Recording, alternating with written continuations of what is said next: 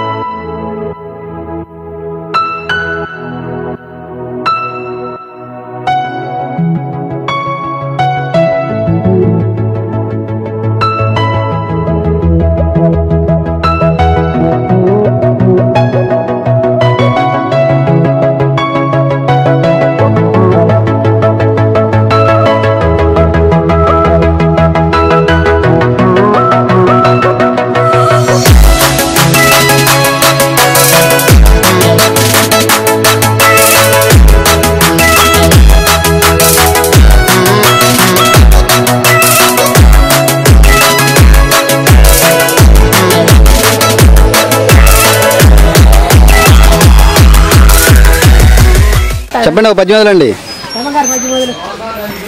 నేనే బ్రహ్మమోరా పామరులారా, నేనే బ్రహ్మమోరా, నేనే బ్రహ్మమోయుడి కామాది గుణమూల నామరూప క్రియల నష్టనోపరాచియో, నేనే బ్రహ్మమోరా పామరులారా, నేనే బ్రహ్మమోరా. నాయగారా నేనే బ్రహ్మము. భావంబులను మించి మించి వాయువు కుంభించి రేచాక మందున పరిపూర్ణమయ్యున్నా నేనే బ్రహ్మమోరా పామరులారా నేనే బ్రహ్మమోరా. ఆహా ఎండ మామూలు నీళ్ళను చూసి బ్రహ్మించుటే కానీ ముక్తి మార్గము కనపడతాయనే మనసా. పదము పదవే సద్గురు బ్రహ్మం పూజ చేయవలనే మనసా.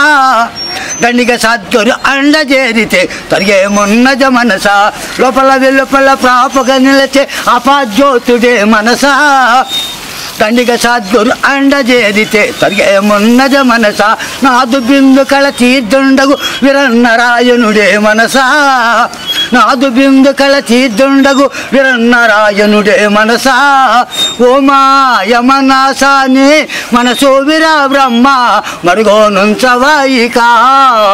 పూటపై చెతలాట్టి కనపడ పుట్టి గిట్టు తలిత్తులేర్పడ మట్టి దేహము గుట్టి తెలియా.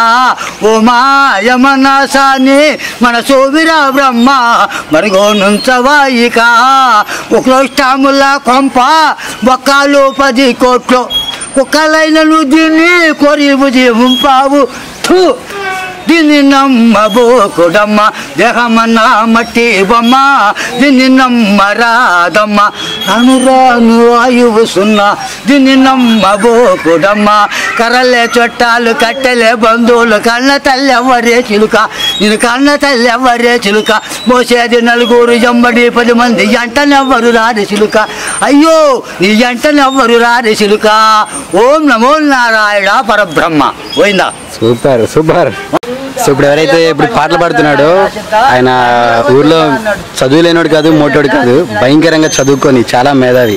70s మొత్తం పుస్తకాలన్నీ చదివి అన్ని ఎగ్జామ్స్ రాసి భయంకరంగా సంపాదించి చేసి సో సైకలాజికల్గా ఇదైపోయారు.